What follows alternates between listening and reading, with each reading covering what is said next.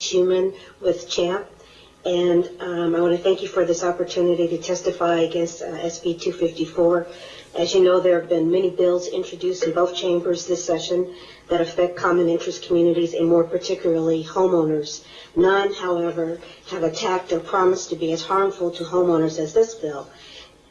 We urge you to reject this bill in its entirety. It is not salvageable even with amendments, and let me just share a few of the most egregious provisions with you.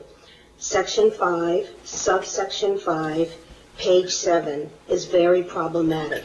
It empowers the Commission to impose sanctions based on undefined and ambiguous terms such as bad faith and without reasonable cause. Further, it leaves to the Commission to determine that the alleged bad faith was for the purpose of delay or harassment. There is no way the Commission should be given such power without guidance and restraint. Second, Section 10, subsections 1 and 2 on page 9. This section attempts to limit the ability of homeowners to address issues and claims by requiring everything that could have been brought to be brought in one claim, and the failure to do so would bar the homeowner from bringing up any of the additional issues or claims in subsequent filings. This places an enormous burden on homeowners and clearly is intended to discourage them from protecting their rights. While this is an appropriate requirement in court proceedings, it is not appropriate at the Commission or mediation level.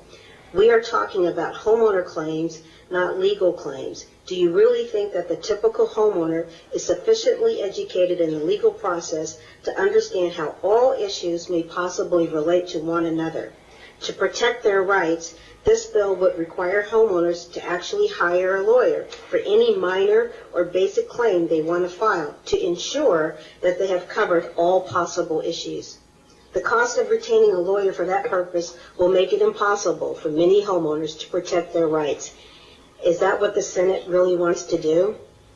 Section 10, subsection 7 through 9, page 11, allows the division to fine a homeowner up to $1,000 when they make a determination that the claim was filed in bad faith, thus requiring the homeowner to pay the division's costs in investigating the allegations. Given that there is no guidance or constraints on the division in its interpretation of bad faith, a homeowner will have to have confidence made of steel to pursue any claims. For many homeowners with valid, legitimate claims, just the mention that they may have to pay $1,000 plus costs if someone at the division decides their claim was not filed in good faith will be enough to stop many homeowners from pursuing their legitimate claims.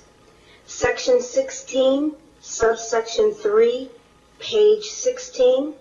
This section inserts the term irreparable harm and employs a definition that appears to be specifically designed to facilitate seeking injunctions against homeowners. It is inappropriate, however, because even though the claims involve real estate, they do not in the way traditional real estate claims do that do provide for injunctions. That is, these claims are more akin to basic contract disputes as opposed to the unique attributes of a property, and therefore the remedy of damages or monetary compensation will in most cases be adequate. There are many other problems with this bill, but we believe the ones addressed here need the most vocal opposition. We enthusiastically support mediation. We want to offer general comments in regards to mediation and resolution of homeowner claims. And this can be done without punishing and penalizing homeowners or terrorizing them.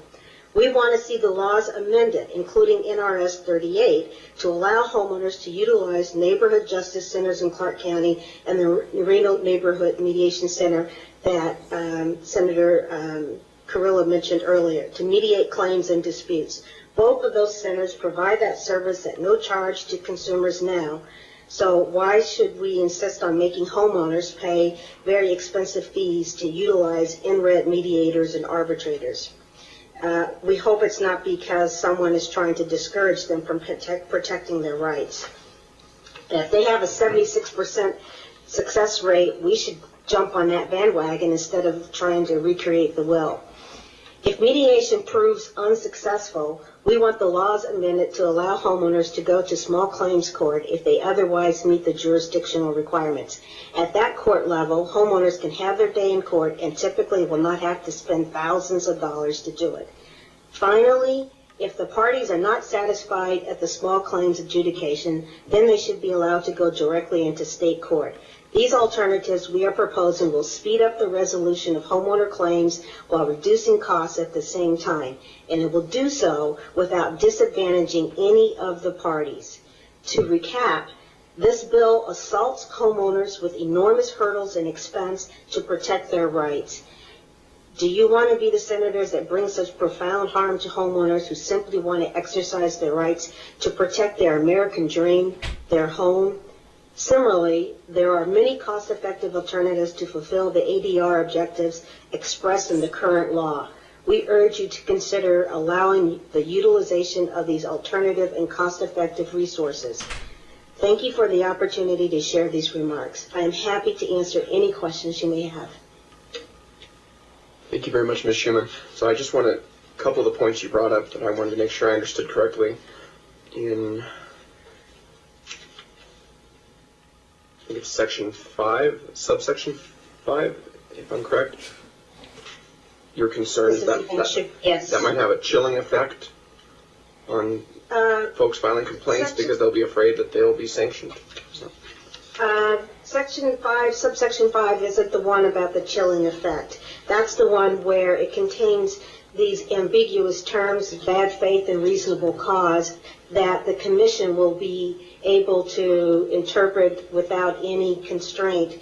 The chilling effect, I believe, is going to come from section 10, where they may be fined up to $1,000 for filing a claim in bad faith, or a claim, I think it's mentioned, well, the purpose of delay is in section 5, subsection 5. So they're connected, but section 10, section 5, when read together, I think will have a very chilling effect on homeowners.